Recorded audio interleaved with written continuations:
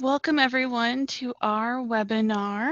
I hope this morning you're having a great morning and you're ready to learn a little bit more about CASA. My name is Amy Argyris-Dupont and I'm glad you're joining us for our informational webinar. My hope is this webinar is a good opportunity for you to get to know CASA before you arrive here on campus and have a good understanding of how we can support you while you're here at Mines. If you haven't already, grab paper and pen. You may want to take some notes. Also, I've placed everybody on mute. We've had some issues with the mute in the past, so if you have the opportunity to unmute yourself, please don't do so. Just leave it on mute. And then we will have time at the end for questions and things of that nature, and we have a chat box that will be up and running. While you're getting settled, I would like to introduce my co-hosts, Erica and Jen. Ladies, if you'd like to tell the team a little bit about you. Hi all, my name is Jen Drum. I'm the director of CASA and we're really excited to seat all of you on campus soon. I don't have an advising caseload, but I work with all students returning to Mines.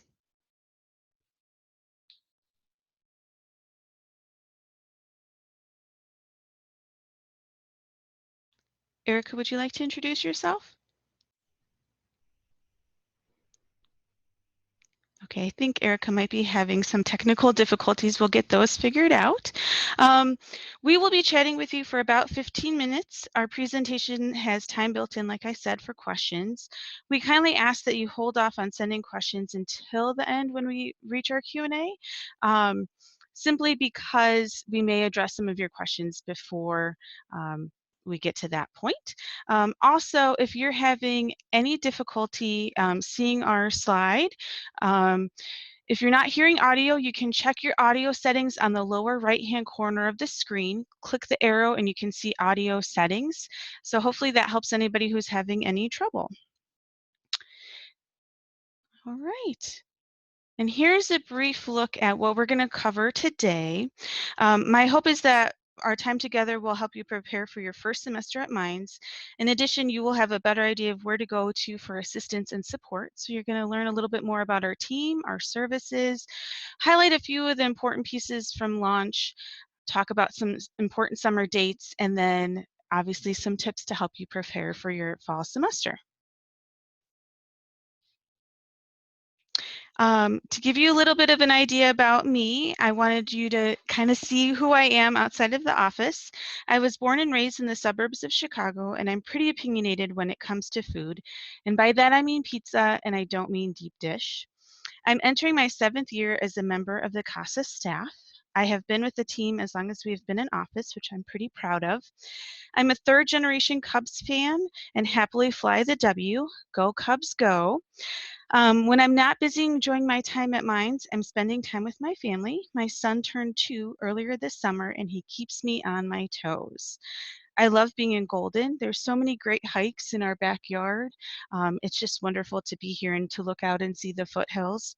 I'm a big fan of traveling, whether it's someplace in Colorado, across the US, or overseas, and can't wait to take my son on adventures. Jen, if you want to go ahead and introduce the rest of our staff. Absolutely. So this is the CASA team.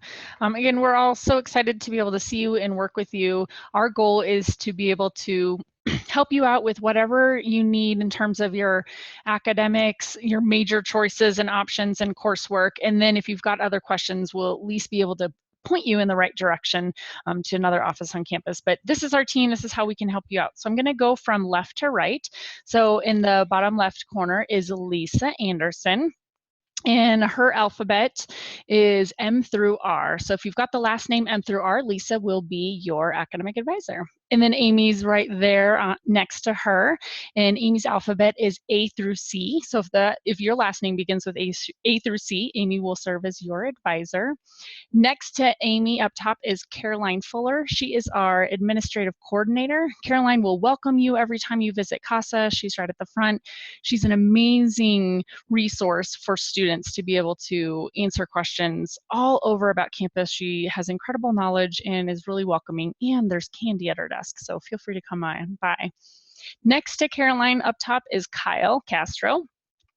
And Kyle works with students with the last name D through L. So if your last name is D through L, Kyle will serve as your advisor. Right below Kyle is Erica Mahan.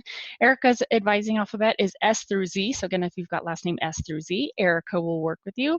And then I'm right down in right underneath Caroline. And that's our team. Great, thanks, Jen. All right. CASA provides a variety of services ranging from tutoring to facilitating academic courses. Let's take the next few minutes to highlight our services, and then for more in-depth information, you can visit casa.mines.edu, which I've highlighted the link and everything here. You can do it through the link on your PowerPoint or casa.mines.edu to learn more. One of our most popular services is supplemental instruction, or SI as we like to call it. SI consists of tutoring and core supplemental instruction. Our tutoring focus spans a good portion of the MINES curriculum. Our peer educators are sophomores through seniors pursuing a wide variety of majors and minors here at MINES. Tutoring is designed for students in need of assistance, as well as students looking for a place to study where they can ask questions should they arise. I really want to stress that point. Tutoring here at MINES is really important for all students because it's a great resource. So a lot of our students who come to tutoring are doing well in class and coming to reinforce their knowledge or to ask those questions that maybe they weren't sure on rather than trying to struggle through it for hours on end. So even if you're not having a tough time in class, consider utilizing tutoring or being near the tutors when you're studying. Tutoring locations and times will be posted on our website, and as a rule, tutoring is from 5 to 11 Sunday through Thursday evenings. And in case you didn't know, tutoring is a supportive service and is completely free, so it's of no charge to you. CSI is a supplemental evening workshop led by student facilitators. So they're similar to tutors in that they have strong content knowledge about a variety of topics, but they're specific to one subject that they focus on. It provides an additional exposure to course material. So basically, you will be going to a workshop weekly that will cover material that's covered in class for that week. Each workshop includes activities associated with material that was taught during lecture times or maybe during a lab or studio time. And in addition, weekly office hours are hosted in the CASA tutoring times with our CSI facilitators. In this fall, we will be having core supplemental instruction for Biology 1, Calculus 1 and Calculus 2, Chemistry 1, Physics 1, and Physics 2. Right. So here's a little bit more of a look at our peer educators, our tutors, and CSI facilitators. They're a great group. Let's talk about our peer advisors. Our peer advisors are undergraduate sophomores, juniors, and seniors pursuing different majors here at MINES. They're available on a walk-in basis. They provide you with a valuable student perspective on course load, meaning how many credits is a good credit load to take for your first semester or any semester here at MINES.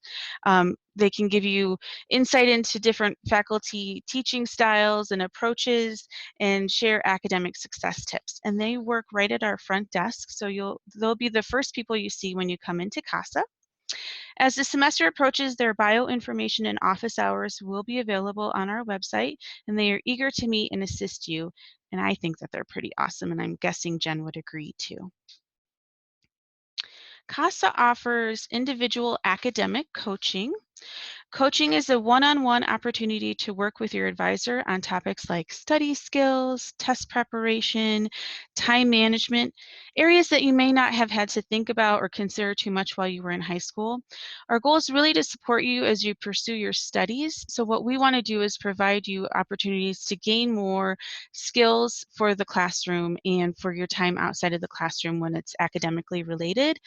This is a really good resource for our students because so many of them come from high school where they didn't really have to think about managing their time, structuring their time outside of the classroom, or even how to study or what does studying mean. So if you feel like this could be of benefit to you, do get in touch with your academic advisor and we can schedule a time to meet. Faculty from various academic departments host their office hours in CASA. We call this Faculty in CASA. The picture on this slide shows Professor Falconer down on the right-hand side, working with a group of students going over some chemistry material. You'll also see the picture with the group of faculty and myself. This was taken after we received an award through the National Association for Academic Advising. We're really proud of that award. And then the other picture is our study hall, and this was during probably Physics Friday, where we had our faculty from physics working with students, and they tend to kind of hunker down and all hang out in the afternoon in our study hall going over material. Our faculty in CASA program is wonderful, and we trade out new faculty every couple of years. So there's a wide variety of faculty who host their office hours here, but what we really focus on is having faculty who work with students who are taking classes their first year. So you should see some of your first year faculty here at CASA. Our building is actually a small house. Our study hall is available after hours with your Blaster card, which is your student ID. And we love our space, and we really want to make it as homey as possible so that you feel like it's a good space for you to study, to come meet friends, to chat with faculty, to talk to your advisor, whatever makes you feel comfortable.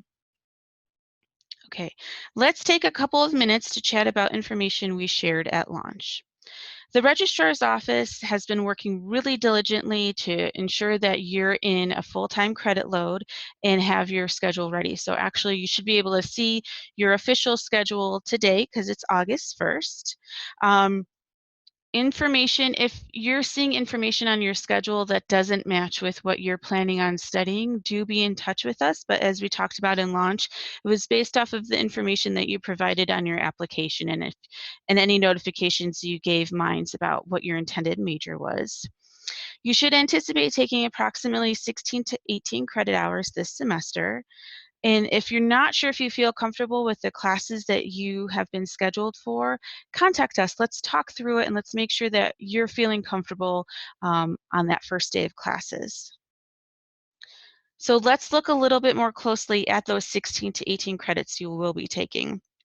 During your first 1.5 to 2 years, you will be completing what we call the core curriculum. Core classes encompass Calc 1 through differential equations, chemistry, physics, physical activities, humanities and social science, design, and your first year seminar course. The courses that make up the core are detailed in our course catalog, and I actually pulled all this information on the screen from the course catalog. Once you have completed the bulk of the course, so once you're through the majority of these classes, we will start having conversations with you about moving on to a faculty advisor, and we call that process the major declaration process. The thing to keep in mind about the classes that you're going to be taking the next few semesters is that they are typically prerequisites to future classes, prerequisites to major specific courses. So it's really important that you're taking these classes right away because you won't be able to move ahead until you've gotten through them. All right, I have a few friendly reminders.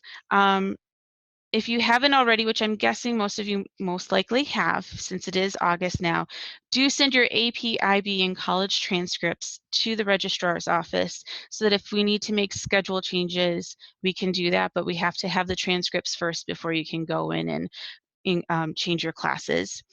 Access Trailhead starting today to look over your schedule and make sure things are looking good. Be in touch with us if you want to revise your schedule. We want to make sure that we can chat through the changes you want to make before you make them. The last thing we want you to do is to take a class off your schedule to add something else, and that class be full, and then you go back to add your original class and that's full too. So it's a puzzle that's really hard to put together, and we want to be there to support you to make sure that you're in the best position possible starting with the fall. So I wouldn't be a good advisor if I didn't have some words of wisdom to impart on you. First, embrace this moment. You have worked incredibly hard to get here. This is an exciting time filled with new experiences. Take the time to enjoy it. This year will be a time where you are learning a lot about yourself, how to manage your time differently, what is important to you both academically and socially. The beginning of the year will be a lot of new experiences for you. There may be some uncertainty, maybe a little bit of anxiety, and a lot of excitement. Welcome this newness. Be open to meeting new people and going through things you have never experienced before. Second, email is our primary way of communicating outside of the classroom. Monitor it daily. So your faculty will be emailing you potentially, all the different departments on campus. While we try not to inundate you, it does happen, especially during the very beginning of the semester. Just make sure you're looking at your email at least once a day. Get yourself organized. Find a planner. The days of keeping track of everything in your head may be over. As much as I would like to say you could probably do it, it's just a stress that you don't need to add to your day-to-day life. Take a little time in the next couple of weeks to set some realistic goals for your fall. Think about what you would like to experience, how you would like to perform, how you will seek support, and write it out. Look over your goals every so often, and if you find you need assistance, come chat with CASA. And then get to know Minds. Visit the CASA website, contact us with questions. We love hearing from our students. Thank you so much for your attention today. As a friendly reminder, class schedules have been finalized and they're available today for revision. If you want to revise your schedule, do be in touch with us. This slide is a lot of the resources around campus that typically students have questions or want to know more information about. So I will bring this slide back up as we go through Q&A. I just wanted you to see some of the different departments. Do follow us. We send important updates and reminders, and most importantly, we have social media contests every now and again. So consider following us on Instagram, Facebook, Twitter, you name it. Now it's your turn. Please type in any questions you may have, and we will do our best to answer them. If you're not comfortable sharing your questions, we can always chat outside of this with your academic advisor. All right, so the chat box should be available to you, so feel free to send your questions our way, and Jen and I will go ahead and answer them. I'll go ahead and take the first question. So, Thanks, Jen. Caleb, you've got, how can we print off our schedule as a proof of enrollment for scholarships and alike? So really, I'm going to answer that in two pieces because Minds does have an official verification of enrollment information, and I'm going to send a link out for where you can access that.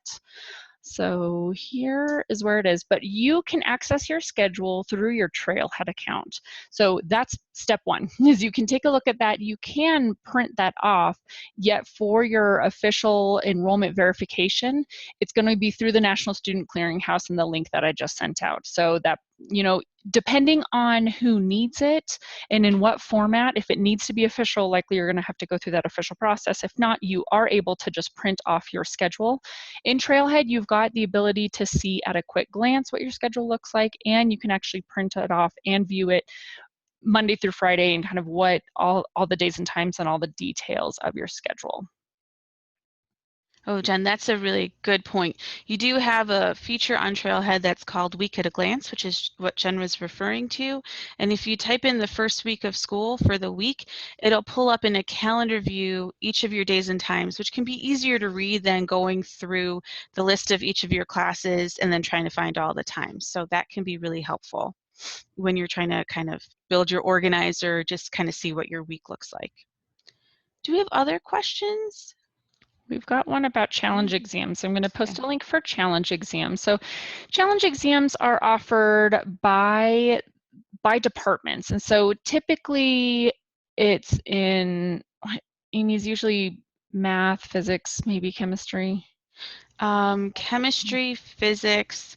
I don't know if math is going to be doing any because there's primarily through AP exams.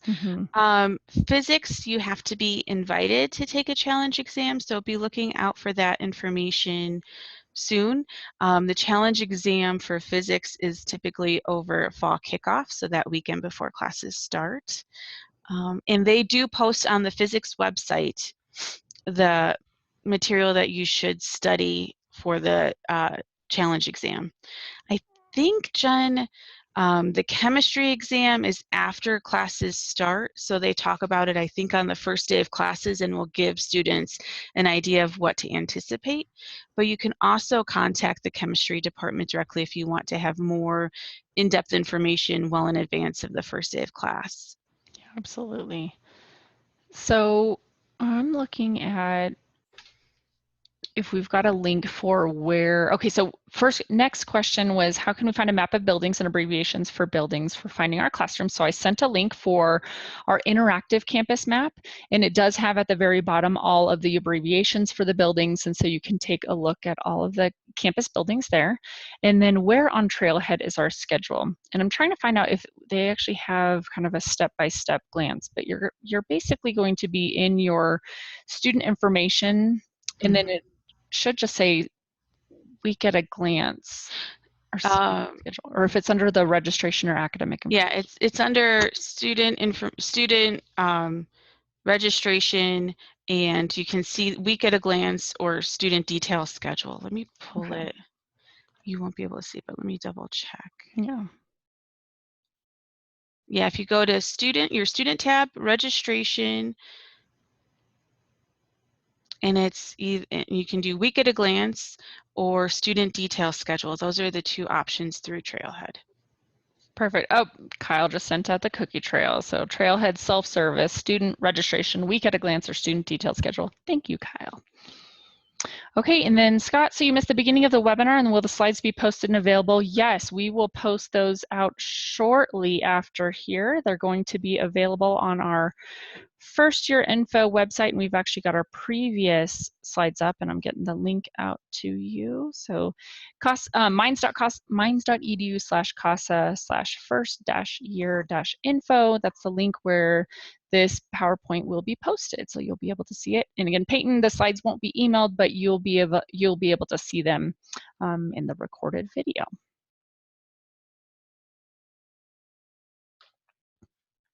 Any other questions?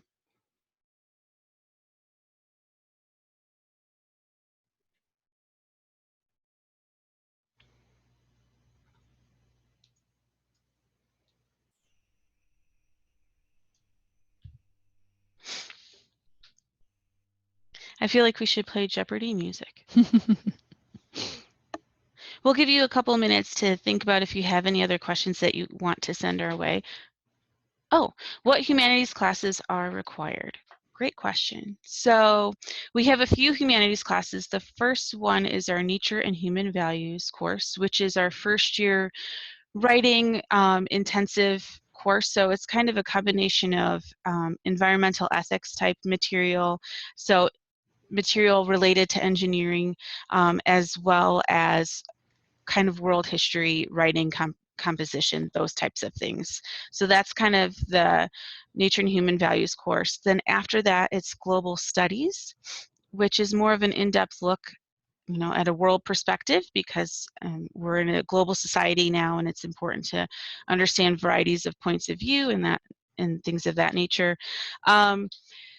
Beyond that, each student has to take 3 additional humanities, art, and social science restricted electives, and there's a huge list of classes students can choose from art to a few foreign language classes to culture, history, writing, some like music theory type classes, things of that nature. So you'll have to take 3 of those classes, and they're kind of outlines. There's some stipulations, like some of them have to be what we call mid-level, and one of them has to be a 400 level. Typically, students aren't taking these classes until pretty much sometimes sophomore, but more often than not junior and senior year, because you have to be through Nature and Human Values and oftentimes Global Studies to take that. And then the other course kind of falls under sort of the umbrella of humanities, is our Principles of Economics course.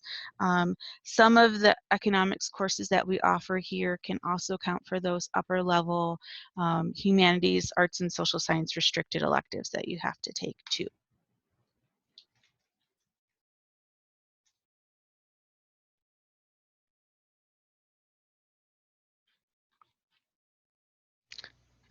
Is there a way to do an accelerated master's program? So a variety of our degrees, the bachelor's degrees, those programs offer combined programs. So you can earn a bachelor's and a master's in one additional year, depending on course availability and when you're eligible to start taking the master's level courses. So things like physics, civil and environmental, I believe, computer science for sure. Lots of them offer that combined program. Some you have to apply after so many credits in the degree, others you apply at a specific time in the program, so maybe your junior year. It varies by program. A lot of them are highlighted in the catalog under each degree.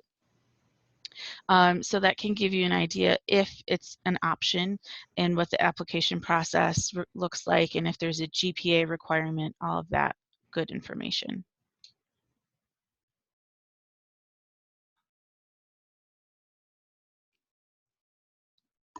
Ooh, okay, so Caleb, how do we access our e-bill and when will it be updated with scholarship awards applied? That is a great question, and let me find out.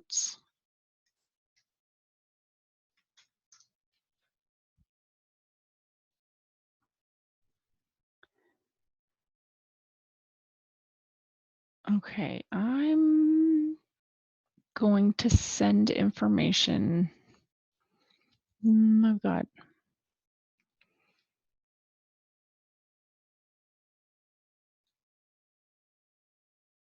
Let's see. Okay, I'm just going to send out a couple different links. So I've got information on, here's kind of payment options, yet viewing your bill.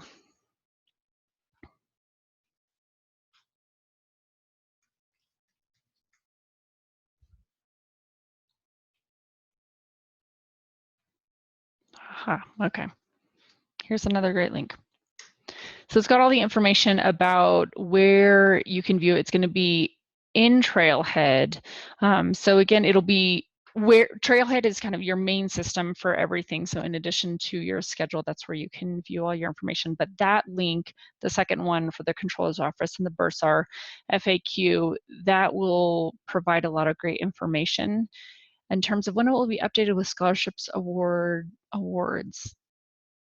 I'm looking to see if it's got that on that page. That might just be a really great question for financial aid. And on that page, on the right-hand side, it does have the financial aid phone number. And I'll put it here as well. So it'd be great just to be able to call because they'll be able to give you the exact information as to when that's available. And we also have on the resources page on your screen right now the website for financial aid too, just in case you want to go there. And then Kyle did post, thanks Kyle, some information about the humanities, art, and social science requirements. So where in the catalog you can find that information, as well as information from the graduate portion of the catalog for those of you who are interested in going on to a master's degree. And there'll be lots of time for you to talk with your faculty over the next couple of years before you even have to really consider if you want to go on for it, but to get a better idea because they'll be advisors for your degree.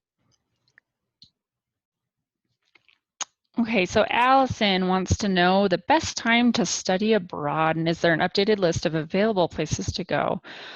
I think it's perfect time to be able to start thinking about when you want to study abroad is right now. And actually, the Study Abroad office has really, really great information detailed by major about when the best time is to study abroad for a specific major, because sometimes you're able to take courses for your exact program elsewhere abroad, or sometimes you need to you need to be on campus for specific semesters, and so they have detailed that out. Perfect, thank you, Kyle. So Kyle just sent out the information for study abroad. So they'll have the outgoing study abroad information is there. They've got a great handbook. They've got advisors really ready and willing to help chat with you about that. And it's really, we describe that as kind of a triangle relationship. So talking with us to be able to let us know that you're thinking about studying abroad, start to begin that. Most of the time we see students studying abroad, usually in their sophomore year, maybe beginning of their junior year. So again, knowing the process can take a little bit of planning. That's good to start thinking about that right now. Also talking with the department that you're interested in, what major you're pursuing, to look at those classes and whether you're in to take some of your humanities and social science courses abroad or electives, or if you are able to do major courses, and then with the study abroad department. So it's great to be talking with all three of those areas. Thanks, Jen. When do classes officially start? They officially start on Monday the 20th. When can we waive the healthcare requirement? You know what? Let me look into that one.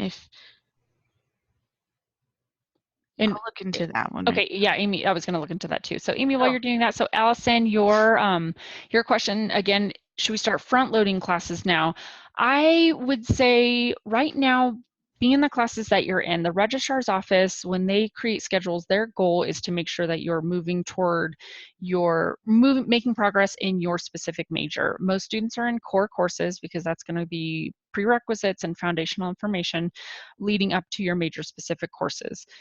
And the transition to college can be a tough one. So I would say, do this semester, see how that goes, and then we can start talking about spring semester and what that would look like and what the rest of your plan is. So I wouldn't worry too much about changing this first schedule, because again, we will start talking about spring in October because you'll be registering for your spring classes in November. So that'll be here before you know it.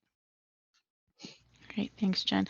All right, so I put the link for student health insurance, their homepage up, but also the link to the actual instructions for how to decline health insurance. All that information you will do through Trailhead. So if you're waiving it, you'll definitely want to go in and do that now. It opened today, and it will remain open until Census Day, which is September 5th. Census Day is a really important day. Census Day is the day that everything is finalized. So basically you have until Census Day to make any changes to your schedule. I think at that point you'll probably start seeing, if you don't see it earlier, but typically your bill. If you receive a bill beforehand and then you reduce your credit load, they would be making modifications probably by Census Day, I would imagine. But that's kind of the final day to make any choices. If you decide you don't want to be enrolled in a class after Census Day, you will be charged for that class, and it will be on your transcript as a W for withdrawal. If you decide you don't want to take a class by Census Day, if you remove it from your schedule, it's as if it never existed. So you would never see that on your transcript or anything.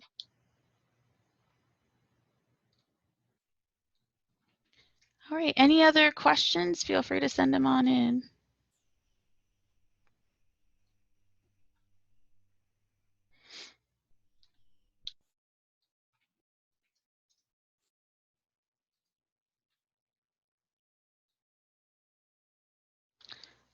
All right, well, that's a good question. The question is, what do people usually use gaps in their schedule for? So a variety of things. The one thing that we kind of stress is if you have a gap in your schedule, you may want to use that time to get started on the work that you were covering in your last class. The closer to the class period that you can focus on any work that you have to do or review, the better, because it's the most fresh in your mind. So one of the things that you can do in between classes when you have a gap is to work on schoolwork, do a little review. If you're someone who likes flashcards, looking over your flashcards, whatever the case may be. If that gap happens to be over the lunch hour, I would strongly advise you to go have lunch. We don't want you skipping meals. It's really important that you're eating. That's wonderful fuel for your brain. In addition, sometimes if students have appointments or things that they need to do outside of class, taking that gap time to do that is a good idea rather than missing class. We don't encourage you to miss class. If you have no other choice, work that out with your faculty, but really take that time to do the things that you need to get done that are most pertinent.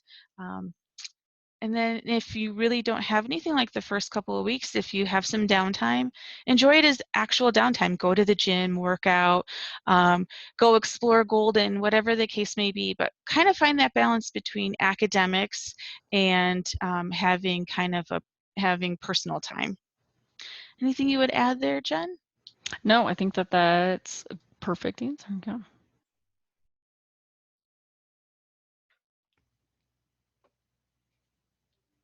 Oh, well, Sorry about that.